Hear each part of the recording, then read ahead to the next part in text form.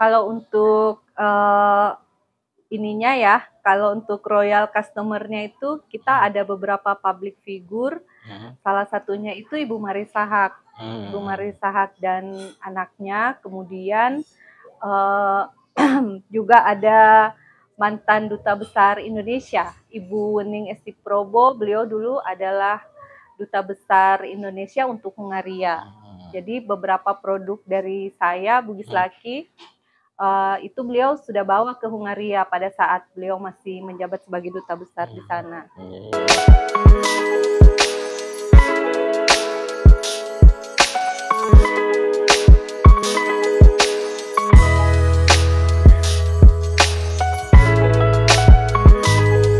Oke, perjalanan kita hari ini kita sudah berada di Kota Kendari. Hari ini kita akan berbincang dengan Bu Syakira yang menginisiasi produk-produk yang ada di depan kita ini. Yang pertama ini mulai dari biskuit kelor, terus yang kemudian ada teh kelor ya? Iya. Ada teh kelor, termasuk ini jilbab literasi lah, jilbab literasi. Kita akan berbincang sedikit dengan Bu Syakira soal produk-produk ini. Kita ingin mendapat informasi kira-kira yang menginspirasi sehingga lahir produk ini bagaimana awalnya. Yang pertama mungkin dari biskuit, terus yang kemudian jilbab ini. Oh iya, mungkin dimulai dari jilbab dulu kali ya, boleh, karena boleh. Yang pertama, kemudian baru produk olahan kelor. Jadi jilbab literasi ini, jilbab quotes ini sudah saya rintis dari tahun 2015. Sudah 8 tahunan ya. Awalnya itu saya karena tinggal di Jawa, waktu itu memang produk jilbab masif itu masih impor Cina. Jadi jilbab-jilbab yang dipakai kebanyakan orang-orang Indonesia itu tanpa kita sadari, meskipun brandnya, mereknya itu namanya kearab-araban, tapi hampir 80% itu impor Cina awalnya. Jadi pada saat saya ciptakan jilbab ini, memang fashion jilbab di Indonesia masih sedikit sekali. Masih ada beberapa brand-brand, itu pun brand besar. Kalau yang industri kecil seperti ini masih sangat jarang. Kemudian untuk membedakan, karena harganya pasti akan lebih mahal dari yang impor Cina. Apa nih yang bisa membedakan? Kalau konsumen mau beli yang mahal, tapi kalau sama aja sama yang impor, ngapain beli yang lebih mahal? Jadi saya putuskan untuk desainnya itu jauh lebih unik dan lebih out of the box gitu. Saya pilihlah yang literasi. Jadi hampir semua jilbab saya itu ada kayak quotes-nya dari toko-toko dunia sama toko-toko Islam. Kebanyakan saya pakainya itu yang quotes-nya Jalaluddin Rumi, Sayyidina Ali, kemudian kalau untuk tokoh muslim di Indonesia itu, ini yang keluaran tahun ini yang Buya Hamka, karena pada saat Lebaran kemarin kan Buya Hamka ada filmnya, jadi ya. Nih. Oh, kata-kata ini ya, kutipan-kutipan ya, dari kutipan Buya quotes-nya Hamka. Buya Hamka. Ini kalau jilbab ini segmentasi pasarnya ini sudah sampai di mana? Maksudnya dari sejak diproduksi sejak tahun 2015, itu kan tentu kan sudah punya pangsa pasar sendiri kan? Itu apakah misalnya hanya di Kota Kendari atau misalnya sudah sampai keluar daerah? Gimana? Kalau untuk ininya ya, kalau untuk royal customer-nya itu kita ada beberapa public figure. Salah satunya itu Ibu Marissa Haque. Ibu Marissa Haque dan anaknya. Kemudian juga ada mantan Duta Besar Indonesia, Ibu Wening Estiprobo. Beliau dulu adalah Duta Besar Indonesia untuk Hungaria. Jadi beberapa produk dari saya, Bugis Lucky, itu beliau sudah bawa ke Hungaria pada saat beliau masih menjabat sebagai Duta Besar di sana. Iya. Berarti sebetulnya memang sudah punya pasar sendiri lah intinya ya. Terus yang kemudian kalau produk yang lain ini, yang ini bagaimana? Oh iya. Yang Nah, kelor. ketika saya masih di Jawa itu, saya konsen sama jilbab. 2 tahun terakhir ini saya stay di Kendari, Mas. Jadi saya memutuskan untuk membuat olahan daun kelor. Kenapa saya pilih kelor itu? Selain manfaatnya sangat luar biasa sekali, di Kendari ini di Sulawesi Tenggara ternyata olahan kelor untuk makanan yang dibuat biskuit itu belum ada. Betul. Ya. Teh kelor juga masih kayaknya ada dari Muna kalau nggak salah ya. Ya, di Kendari sendiri nggak ada. Padahal kita kadang dapat kelornya itu gratis. Terbuang-buang malahan. Padahal khasiatnya luar biasa sekali. Iya. Memang kalau teh kelor ini ada beberapa ya di Muna, betul sudah pernah ada. Terus yang kemudian maksudnya yang terinspirasi dari mana sehingga biskuit? Oh iya. Maksudnya padahal kan produk olahan yang lain juga banyak. Iya. Bagaimana ininya? Oh, kalau terinspirasinya sih enggak ada ya, cuman saya memang berniat bikin olahan kelor, kan selama ini kita cuman tahu konsumsi kelor di sayur.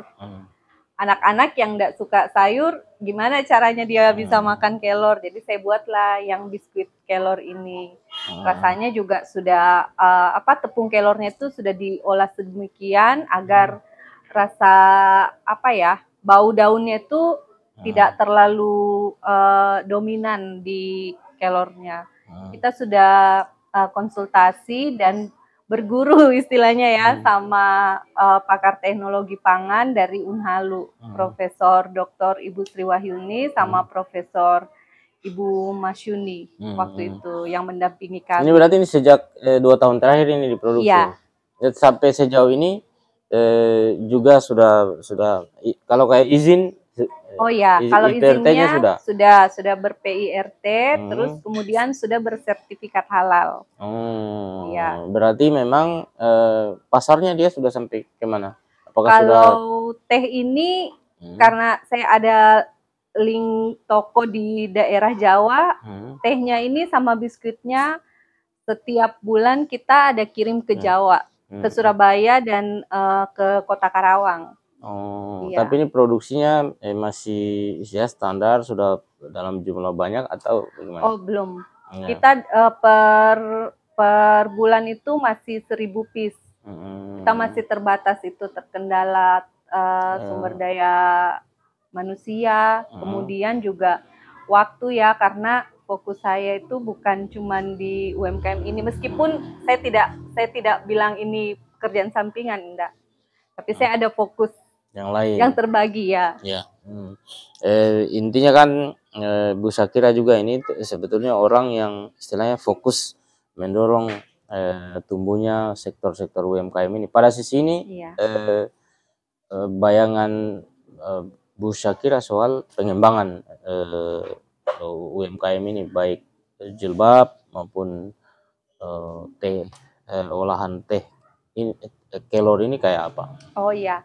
Kalau pengennya sih tahun depan itu kita bisa ekspor ya. Kita udah bisa ekspor karena di luar negeri ini kelor itu betul-betul berharga sekali. Di luar negeri kelor itu digelarnya itu tumbuhan ajaib karena saking banyaknya manfaatnya.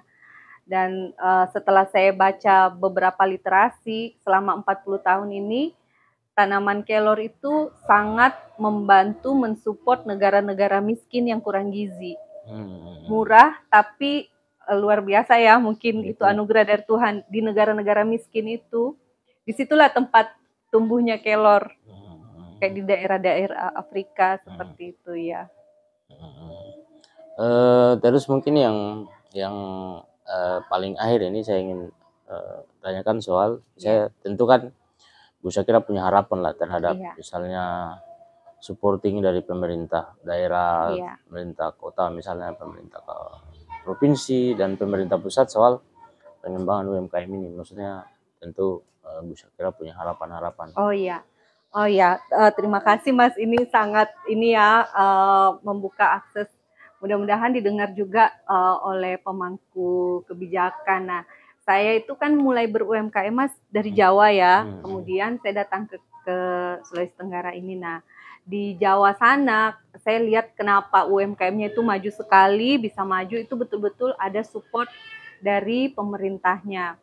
Nah, waktu saya tinggal di Jogja misalnya, di salah satu mall terbesar di Jogja waktu itu di Ambaruk Mall, saya lihat di dalam departemen store-nya itu kan boleh sebut departemen store-nya boleh?